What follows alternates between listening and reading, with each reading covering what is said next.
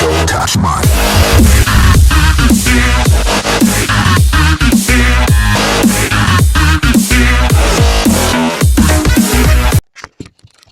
I pozdrav svima ljudi, dobrodošli u moj novi klip na mom kanalu. Danas ćemo snimati jedan challenge, vjerovatno svi znate koji je to challenge, to je challenge Water Challenge. Treba popiti u 15 sekundi 0,5 litra vode.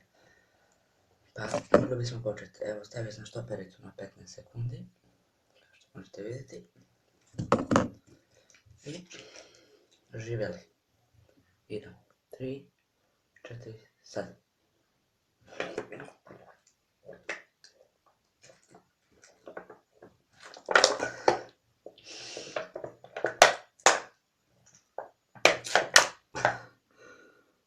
Evo ga.